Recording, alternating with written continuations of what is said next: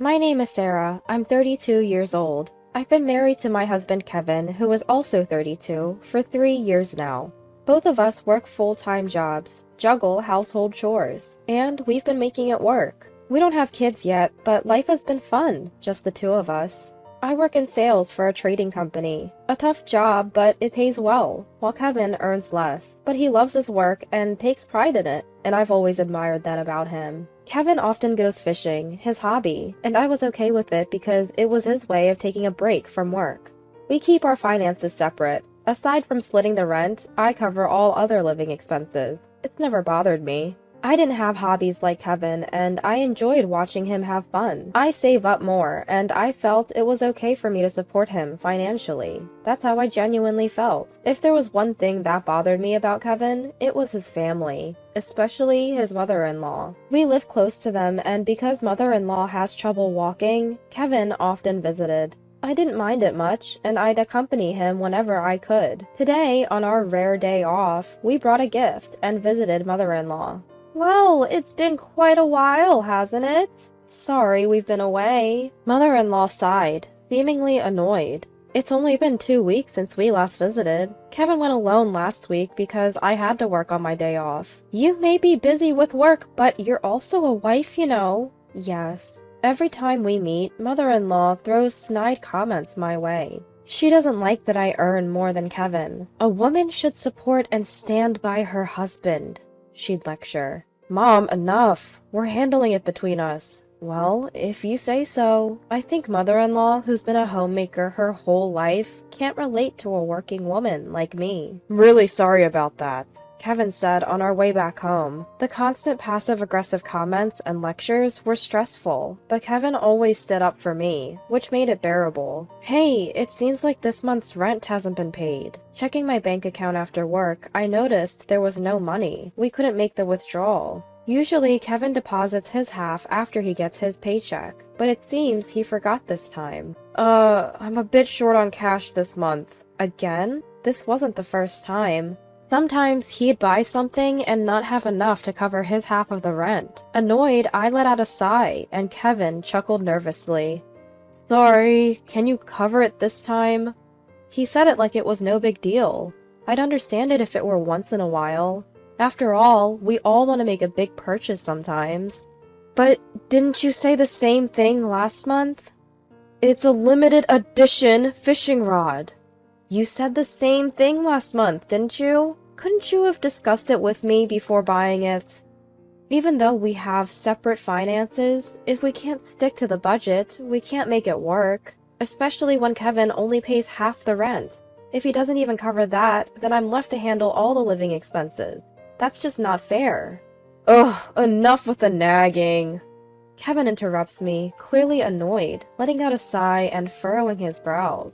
Nagging? Sure, we've had these kinds of conversations before, but only about shared expenses. I never meddled in how he spends his own money. Why are you always talking about money, Sarah? Are you obsessed? I was genuinely shocked to hear him say that.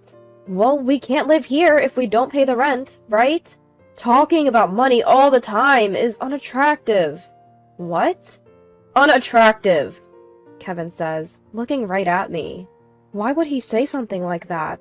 I liked that Kevin wasn't concerned about money, and I was okay with managing our finances. And now he calls it unattractive? Seeing my silence, Kevin seems to think he's won the argument. He relaxes his face and lets out a resigned sigh. You know, like my mom always says, a woman should stay home and support her husband. What? If you don't make me look good, you're the one who's going to be embarrassed. Kevin says this dismissively, then turns his attention back to his phone. I was at a loss for words. Kevin always apologized for his mom's outdated views, saying she didn't understand me. Was that his true feeling? What does making him look good even mean? Is it just about silently supporting the household? I'm home! Welcome back! I was greeted by my mother-in-law, Susan, after a long day at work. What? Susan? I wasn't informed she'd be here today. Ignoring my surprise, Susan takes my bag and heads inside. I rush in and am speechless at what I see in the living room. What is all this? Boxes and belongings are cluttered everywhere, leaving no space to walk. Not just Susan, but my father-in-law is here too. Kevin is casually watching TV and drinking a beer. What's going on here? Lower your voice. What is all this? Kevin frowns at my confusion. My parents moved in today. Moved in? Here? He never mentioned this, not even this morning. Ignoring my shock, Susan is happily unpacking. Wait, I wasn't told about this. My mom's legs are getting worse. It's hard for her to live alone. But we have extra rooms, so it's fine. It'll lessen your burden if my mom lives with us.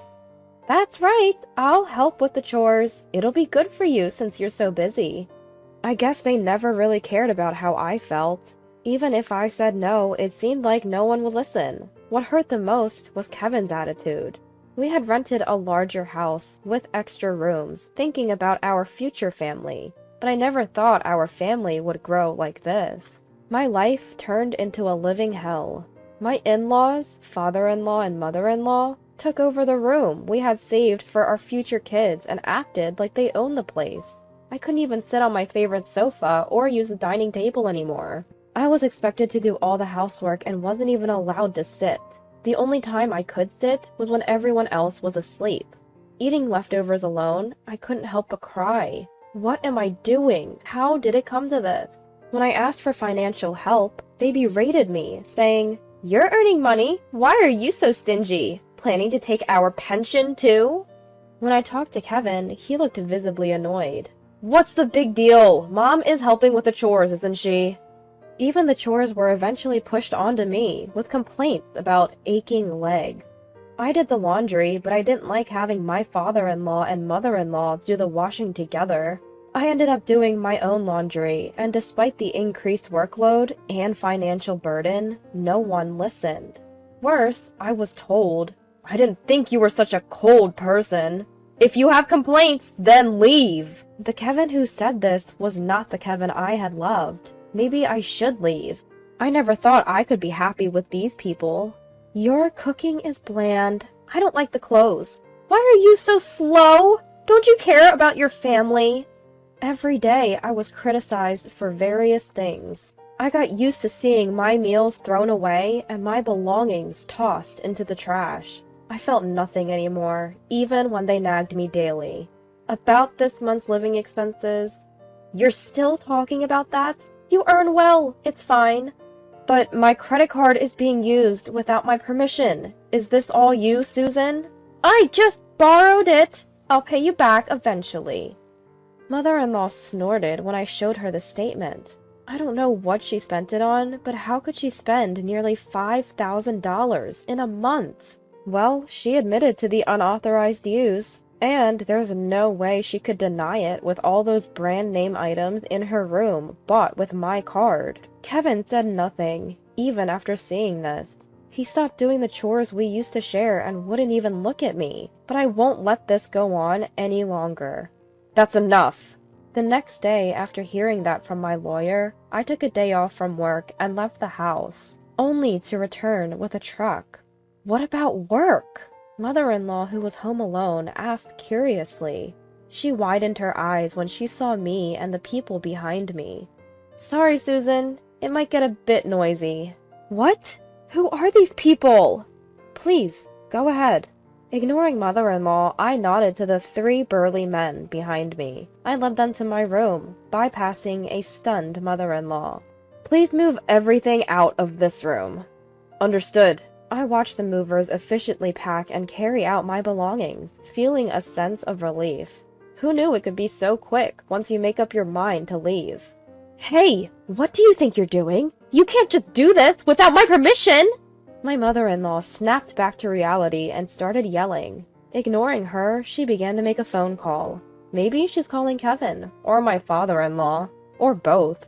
I don't really care. By the time they get here, it'll all be over anyway. My mother-in-law tried to stop the movers with her foul language, but she couldn't stop these burly guys. Sorry, this is the last of it. Having moved almost everything out, I finally addressed my ever-nagging mother-in-law. I'm leaving. What? Could you please give this to Kevin? As I tried to hand her an envelope, the door burst open with a loud noise. Kevin, out of breath, was standing there. As expected, he arrived after everything was done. The whole moving process took just about 30 minutes. What is this? Kevin looked at my empty room, lost for words, and then glared at me. What are you trying to do? Perfect timing. Here, this is for you. Ignoring Kevin's intense glare, I smiled and handed him the envelope. Stunned, Kevin looked inside and was visibly shocked. Divorce papers? What? My mother-in-law also peered over, her eyes widening. How dare you give divorce papers to my son? It means exactly what it says. Shall we get a divorce? My son married you! You should be grateful and serve this family! The movers, who had been waiting, frowned at my mother-in-law's outrageous comment. Seeing their reactions, I was convinced that her behavior was indeed abnormal. Good, this isn't normal. You did say, if you have complaints, then leave, right? I didn't mean it like... Kevin hesitated. He probably never thought I'd actually leave. He couldn't have imagined I'd walk away. So you thought I'd just quietly obey? Well, I have plenty of complaints, so I'll do as you wished and leave. I'm not stupid enough to stay here and endure this. Leaving those words for a stunned Kevin, I walked out of the house with the movers. Sorry for involving you in this mess. I apologized. No problem, we understand, they smiled. You've had it tough, they all said, comforting me. I couldn't hold back the tears anymore. I was scared. I was sad. I was frustrated. But I managed to leave. I felt proud of myself for that. Later, I formally filed for divorce through my lawyer. If you have complaints, then leave. After that conversation, I had been quietly preparing for divorce. I consulted a lawyer and gathered evidence to support my reasons for divorce. Every complaint and snide remark from my mother-in-law and Kevin was recorded. I also documented any meals or personal items they had unjustly thrown away. My lawyer said I had enough evidence, so I immediately started the moving process. I had already signed a lease for my new place. All that was left was to move my stuff in. I chuckled at the few boxes that contained my life, but the thought of being surrounded by things I love excited me. I had to leave behind my favorite sofa and dining table, but I can always find new favorites. I heard from my lawyer that Kevin was stubbornly refusing to divorce. Apparently, Kevin and my mother-in-law even stormed the lawyer's office, demanding to know where I was. They also staked out my workplace, but my colleagues, who knew the situation, helped me avoid running into them. The evidence I had gathered against Kevin, my father-in-law, and mother-in-law was damning. If it went to court, I'd have the upper hand. Kevin finally agreed to the divorce when he realized how expensive a court battle would be. I also demanded repayment from my mother-in-law, not just for the alimony, but also for the money she had spent. She blustered about demanding money from me, but backed down when I mentioned I had evidence of her unauthorized use of my credit card. Family, huh? But her idea of family only included Kevin, my father-in-law, and herself. Did she forget how she'd always left me out? The word family, which she only used when it suited her, made me nauseous. After the divorce was finalized and the alimony paid, Kevin and his family moved away like they were fleeing. Their bad reputation had spread in the neighborhood, making it uncomfortable for them to stay. Plus, they couldn't afford the rent on Kevin's salary alone. Now, they're apparently living in a small house in the countryside, scraping by on Kevin's meager income and the parents' small pension. I'm miserable without money. Won't you come back? Kevin has emailed me multiple times, but I've blocked him without even reading the full messages. As for me, I'm surrounded by things I love, doing a job I enjoy, and living a happy life. No one's throwing my stuff away anymore. No more worrying about complaints. Life is good. Now there's someone at work who's caught my eye. We're both busy, but he's a kind person who says we can take things at our own pace. He knows about my past failures. and has told me he'll wait until I'm ready to trust again. We both want a life where we're independent but supportive of each other. That's the life I plan to live with him from now on.